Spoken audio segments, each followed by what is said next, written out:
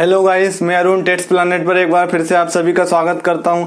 दोस्तों, आज हम लेकर आए हैं हिंदी पेडागोजी की एक और नई क्लास, जिसमें आज हम बात करने वाले हैं भाषा अधिगम में व्याकरण की क्या भूमिका है। जो सभी टेट एग्जाम, जितने भी सीटेट, एमपीटेट या जितने भी अदर स्टेट टेट्स एग्जाम होते हैं, उन सब में यहाँ से एक ना एक क्वेश्चन जरूर पूछा जाता है। क्यों? क्योंकि व्याकरण की अपने आप में किसी भी लैंग्वेज हो, चाहे वो हिंदी हो चाहे इंग्लिश हो, बहुत ज्यादा इंपॉर्टेंस होती है और वहां से कोई ना कोई क्वेश्चन जरूर पूछा जाता है। तो आज हम बिल्कुल बेसिक से लेकर चलेंगे और व्याकरण की हिंदी में क्या, हिंदी भाषा में क्या इंपॉर्टेंस है, उसके बारे में आज हम बात करेंगे। तो सबसे पहले हम बात करते हैं भाषा अधिगम में व्याकरण की भूमिका। तो सबसे पहले हम यहाँ पर देखते हैं कि व्याकरण है क्या। यहाँ पर हम सबसे पहले देखेंगे कि व्याकरण क्या है। तो व्याकरण एक ऐसा शास्त्र हम मान सकते हैं, या व्याकरण एक ऐसा शास्त्र है जिससे क्या करते हैं, भाषा को शुद्ध रूप में बोलने व पढ़ने का ज्ञान यहाँ से होता है। व्याकरण क्या है? तो व्याकरण क्या है? तो व्याकरण वह एक ऐसा शास्त्र है जिसमें हम क्या करते हैं, भाषा को शुद्ध रूप में पढ़ने व शुद्ध रूप में लिखने का ज्ञान करते हैं। तो व्याकरण हमें क्या कराता है? किसी भी भाषा को शुद्ध रूप से लिखने व शुद्ध रूप से बोलने का ज्ञान हमें कराता है। तो यहाँ तक सबसे पहले बात आई होगी समझ में कि व्याकरण क्या है और व्याकरण क्यों जरूरी है। तो किसी भी भाषा को अगर आप शुद्ध रूप में बोल रहे हैं तो उसके लिए, या शुद्ध रूप में आप लिखना चाह रहे हैं कोई चीज, तो उसके लिए व्याकरण का ज्ञान होना अवश्य है। क्यों? क्योंकि अगर आपको व्याकरण का ज्ञान नहीं होगा तो क्या होगा, कोई भी भाषा को आप एक अर्थपूर्ण तरीके से सामने वाले व्यक्ति को नहीं बोल पाएंगे और किसी भी बात के जो भाव व्यक्त करना चाहते हैं आप उसको कहीं ना कहीं आप सामने वाले व्यक्ति के सामने स्पष्ट नहीं कर पाएंगे, यदि उसमें किसी भी प्रकार के व्याकरण का दोष पाया जाता है, या व्याकरण में अशुद्धि पाई जाती है, या भाषा में अशुद्धि पाई जाती है। तो व्याकरण क्या है? भाषा की एक अंग है। व्याकरण क्या है? व्याकरण भाषा का ही एक अंग है। अब हम बात करेंगे कि व्याकरण को लेकर किसी मनोवैज्ञानिक ने या भाषा वैज्ञानिकों का क्या क्या मानना है। तो सबसे पहले हम बात करते हैं पतंजलि की। तो पतंजलि के अनुसार क्या भाषा या व्याकरण क्या है? तो पतंजलि के अनुसार व्याकरण क्या है? तो पतंजलि कहता है कि व्याकरण शब्दानुशासन है।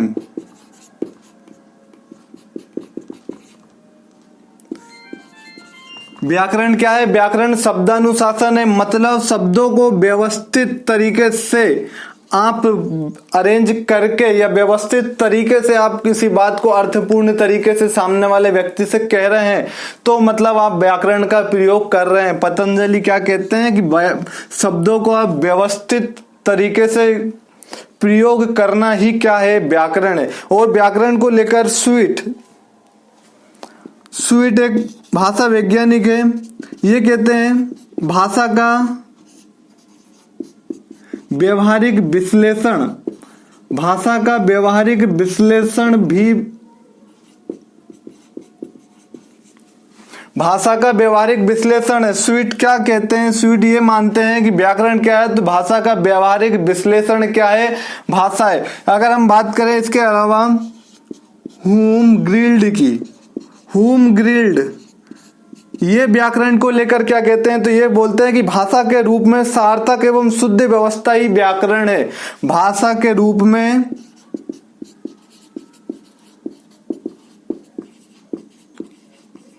शुद्ध व सार्थक व्यवस्था ही व्याकरण है। इनका क्या मानना है कि भाषा को शुद्ध व सार्थक रूप में आप व्यवस्थित कर रहे हैं, मतलब आप व्याकरण का प्रयोग कर रहे हैं, आप व्याकरण को जानते हैं। यहाँ तक उम्मीद है आपको ये चीज समझ में आई होगी कि व्याकरण क्या है। व्याकरण एक भाषा का ही क्या अंग है। पतंजलि क्या बोलते हैं? व्याकरण शब्दानुशासन है, शब्दों को व्यवस्थित तरीके से व्यवस्थित करना, मतलब शब्दों को क्या करना, एक अनुशासन में व्यवस्थित करना, वो क्या है, व्याकरण है। स्वीट क्या कहते हैं? भाषा का व्यवहारिक विश्लेषण भी व्याकरण है। और ह्यूम ग्रिल्ड जो भी एक भाषा वैज्ञानिक है, उनका क्या मानना है कि भाषा शुद्ध व सार्थक व्यवस्था भी क्या कहलाती है, व्याकरण कहलाती है। यहाँ तो व्याकरण की बारे में आप समझ पाए होंगे। अब इसके आगे हम देखते हैं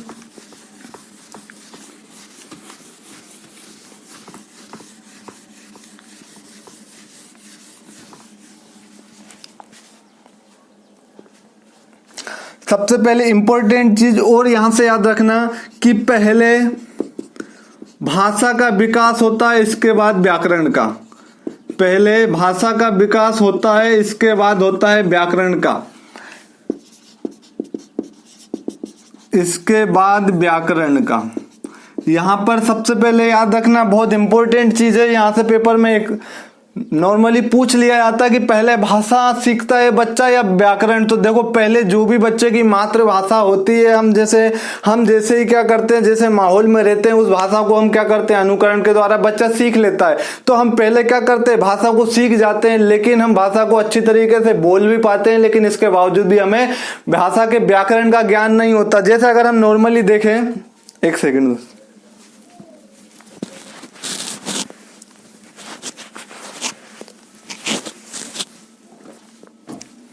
हाँ, जैसे हम नॉर्मली देखें कि हम क्या करते हैं, भाषा का व्याकरण का सही प्रयोग करते हैं, भाषा के व्याकरण का सही उच्चारण करते हैं, सही यूज करते हैं, लेकिन हमें भाषा का ज्ञान नहीं होता। जैसे हम नॉर्मली छोटे से जब बच्चे होते हैं, हमारे घर परिवार में जो छोटा सा बच्चा होता है वो क्या बोलता है, मैं खाना खा रहा हूं, ठीक है। अब बच्चा ऐसा बोलता है, बच्चा या फिर एक दूसरी जो बच्ची होती है वो बोलती है मैं खाना खा रही हूं, मतलब वो भाषा का सही प्रयोग कर रहे हैं। एक वचन, बहुवचन, स्त्रीलिंग, पुल्लिंग के बारे में वो जानते हैं, लेकिन कैसे जानते हैं, यहाँ पर बच्चा इनफॉर्मल तरीके से या अनौपचारिक तरीके से व्याकरण सीखता है। यहाँ पर हम इसके बारे में और आगे बात करेंगे। मतलब बच्चे को ज्ञान होता है व्याकरण का, लेकिन बच्चा यहाँ औपचारिक रूप से व्याकरण नहीं सीखता है, ठीक है। तो पहले बच्चे के भाषा का विकास होता है और इसके बाद क्या करता है, यहाँ पर बच्चा व्याकरण सीखता है। हमें जरूरी है कि व्याकरण का ज्ञान, भाषा को जानने के लिए व्याकरण का ज्ञान होना अनिवार्य है, ज्ञान होना अनिवार्य है, व्याकरण का ज्ञान होना अनिवार्य है। यदि हम क्या करेंगे, व्याकरण को नहीं जानेंगे तो उस भाषा के जो सार्थक अर्थ हमारे पास निकल कर आता है, जैसे हम देखते हैं कई मुहावरों में, लोकोक्तियों में उपसर्ग, प्रत्यय, ये कुछ ऐसे शब्द होते हैं जहाँ एक शब्द ही क्या करता है, पूरी बात को पलट देता है, उस पूरे अर्थ को, बात के अर्थ को चेंज कर देता है। मतलब व्याकरण का ज्ञान होना सबसे ज्यादा जरूरी होता है अगर आप भाषा का प्रयोग कर रहे हैं या भाषा का उपयोग करते हैं। और हम भाषा का उपयोग जरूर करते हैं, क्यों? क्योंकि हमारे भाव को व्यक्त करने के लिए, हम भाव को व्यक्त करने के लिए हम क्या करते हैं, भाषा का ही उपयोग करते हैं। सबसे पहले हम बात करें तो भाषा की जो सबसे छोटी इकाई होती है वो होती है वर्ण। यहाँ से भी याद रखना, यहाँ से ग्रामर में क्वेश्चन पूछ लिया जाता है हिंदी ग्रामर में कि भाषा की सबसे छोटी इकाई क्या होती है, वर्ण होती है, या फिर हम इसको ध्वनि भी बोल सकते हैं, वर्ण या ध्वनि। तो वर्ण जो होती है वो होती है लिखित रूप में भाषा की सबसे छोटी इकाई, जो ध्वनि होती है वो होती है मौखिक रूप में भाषा की सबसे छोटी इकाई, और दोनों ही भाषा की सबसे छोटी इकाई होती है। वर्ण के बाद क्या बनता है, तो वर्ण के बाद क्या बनता है, शब्द बनता है। याद रखना दोस्तों, ये क्रम चलता रहता है। उस शब्द से क्या चलता है, सबसे पहले हम देखते हैं कि वर्ण होता है सबसे छोटा, वर्ण के बाद शब्द आता है, शब्द के बाद क्या बनता है, एक पद बनता है, पद के बाद क्या बनता है, एक वाक्यांश बनता है, हम बोल सकते हैं। तो वाक्यांश के बाद क्या बनता है, एक वाक्य बनता है। इसी तरीके से हम क्या करते हैं, भाषा का प्रयोग करते हैं या भाषा के ग्रामर को जानने की कोशिश करते हैं। शब्द देखिए, वर्ण और शब्द में क्या फर्क है, यहां तक मैं बता दूं। जैसे अगर मैं बात कर रहा हूं, एक शब्द लेता हूं, मैं कोई एक नाम लेता हूं, राम नाम, ठीक है। इस राम में हम यहाँ पर देख रहे हैं कि हमारे पास एक रा और एक माँ, दो शब्दों का प्रयोग हुआ है। तो यहाँ पर कितने शब्दों का प्रयोग हुआ है, दो शब्दों का। लेकिन वहीं अगर हम बात करें इस राम नाम में कि वर्णों की संख्या कितनी है, तो राम नाम में जो वर्णों की संख्या होगी वो देखेंगे सबसे पहले रा, आ, मा एंड आ। यहाँ पर ये 4 वर्णों का प्रयोग हुआ है। मतलब शब्द से छोटी जो इकाई होती है वो वर्ण होती है, ठीक है। तो भाषा की सबसे छोटी इकाई वर्ण होती है। वहीं अगर हम ध्वनि की भी बात करें तो ये भी भाषा की सबसे छोटी इकाई होती है, लेकिन ये मौखिक रूप में होती है और ये लिखित रूप में होती है। तो यहाँ तक उम्मीद है कि आपको ये चीज समझ में आई होगी। इसके बारे में हम और आगे डिटेल से देखेंगे। अब हम आगे चलते हैं कि व्याकरण के प्रकार कितने होते हैं, व्याकरण कितने प्रकार के होते हैं उसके बारे में हम थोड़ा सा जानते हैं कि व्याकरण का ज्ञान बच्चों को क्यों जरूरी है, या एक शिक्षा में, भाषा की शिक्षा में व्याकरण हमारे लिए क्यों आवश्यक है। तो उसको समझने से पहले हम ये समझेंगे कि व्याकरण कितने प्रकार के होते हैं। तो व्याकरण के 3 रूप हैं। व्याकरण के कितने रूप होते हैं, 3 रूप। तो सबसे पहले हम बात करते हैं औपचारिक व्याकरण की। सबसे पहले हम बात करेंगे किसकी, औपचारिक व्याकरण। हम इसको क्या बोलते हैं, फॉर्मल ग्रामर भी बोल सकते हैं, ठीक है, फॉर्मल ग्रामर। अब औपचारिक व्याकरण में क्या होता है, तो यहाँ पर याद रखना दोस्तों, बच्चा एक पुस्तक के द्वारा सीखता है। यहाँ पर बच्चा एक नियमबद्ध तरीके से, एक विधिवत तरीके से यहाँ पर व्याकरण का ज्ञान हासिल करता है और उसको किसी ना किसी प्रकार से हम क्या करते हैं, नियमों को ज्ञान कराकर व्याकरण की शिक्षा देते हैं जो एक क्रमानुसार होती है। तो इस प्रकार जो बच्चा व्याकरण सीखता है वो किस प्रकार से सीखता है, औपचारिक व्याकरण। यहाँ पर बच्चों को जो व्याकरण की शिक्षा मिलती है वो होती है औपचारिक व्याकरण। यहाँ पर विधिवत होता है, ठीक है, और इसमें नियमों का ज्ञान कराकर नियमों के भेद उपभेद के बारे में जानकारी दी जाती है। तो इस प्रकार की व्याकरण की जो शिक्षा प्रणाली होती है वो औपचारिक व्याकरण होती है। इसमें बच्चा व्याकरण की पुस्तकों के माध्यम से यहाँ पर व्याकरण की शिक्षा ग्रहण करता है, पुस्तकों के माध्यम से। यहाँ पर बच्चा पुस्तकों के माध्यम से क्या करता है, व्याकरण सीखता है। तो यहाँ तक बात आई होगी समझ में कि औपचारिक व्याकरण क्या होता है। फिर हम इसके बाद बात करते हैं अनौपचारिक व्याकरण। दूसरा जो प्रकार होता है वो होता है अनौपचारिक व्याकरण। अनौपचारिक, या फिर हम इसको बोल सकते हैं व्यवहारिक व्याकरण भी, या फिर हम इसको व्यवहारिक व्याकरण भी बोल सकते हैं। इसमें क्या डिफरेंस है औपचारिक व्याकरण और अनौपचारिक व्याकरण में, तो अनौपचारिक व्याकरण में बच्चा व्याकरण का ज्ञान सीखता जाता है लेकिन उसे खुद एहसास नहीं होता है कि वो व्याकरण की शिक्षा ले रहा है, या उसको सीखते समय उस चीज का एहसास नहीं होता है कि वो व्याकरण सीख रहा है। मतलब हम जैसे नॉर्मली देखते हैं कि हम बच्चा भाषा का प्रयोग करता है और एक सही एक वचन बहुवचन के बारे में वो जानकारी रखता है, सही स्त्रीलिंग पुल्लिंग के बारे में वो जानकारी रखता है। जैसे अभी मैंने बताया था कि बच्चा कुछ चीज खा रहा है तो वो बोल रहा है मैं खाता हूँ।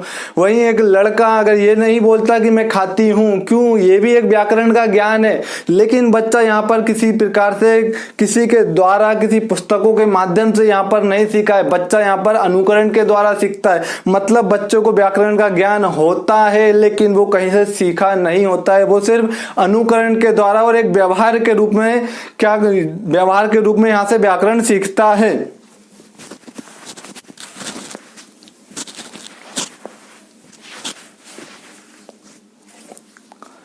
ठीक है, यहाँ पर इसलिए हम इसको क्या बोलते हैं, व्यवहारिक व्याकरण भी बोलते हैं। अब हम आते हैं हमारे, और यहाँ पर इस व्याकरण को लेकर एक लॉर्ड मैकाले, उनका नाम क्या था, लॉर्ड मैकाले। लॉर्ड मैकाले क्या कहते हैं कि कोई भी मनुष्य भाषा का पूर्ण पंडित तब बन सकता है जब वो पहले भाषा को सीखता है और उसके बाद उस भाषा के व्याकरण को सीखता है। तो मनुष्य कभी किसी भाषा का पूर्ण पंडित कब बनेगा, जब बच्चा पहले उस भाषा को सीखेगा, ना कि उसके ग्रामर को सीखते। और नॉर्मली मातृभाषा जो होती है हम देखते हैं वो हम क्या करते हैं, पहले भाषा को ही सीखते हैं, इसके बाद हम उसके व्याकरण के बारे में जानने की कोशिश करते हैं। और जो तीसरा होता है वो होता है प्रासंगिक व्याकरण। तीसरा होता है प्रासंगिक व्याकरण।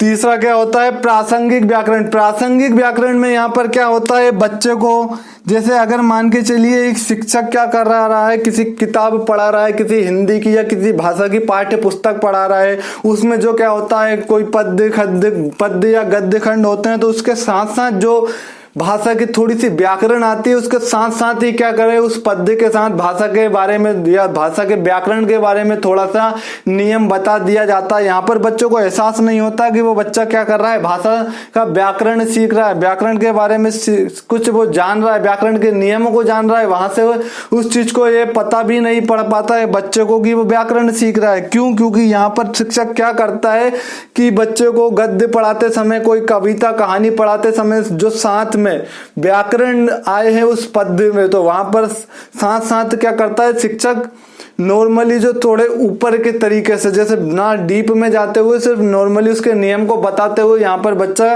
व्याकरण सीख जाता है। तो यहाँ तक उम्मीद है आप लोगों को समझ में आया होगा कि भाषा में जो व्याकरण के 3 प्रकार होते हैं, ये 3 रूप होते हैं। औपचारिक व्याकरण होता है, दूसरा अनौपचारिक व्याकरण होता है और तीसरा होता है प्रासंगिक व्याकरण।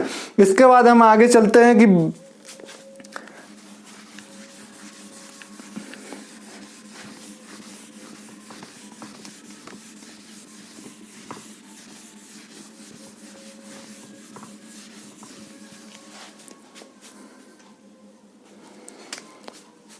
अब हम देखेंगे भाषा शिक्षण के उद्देश्य।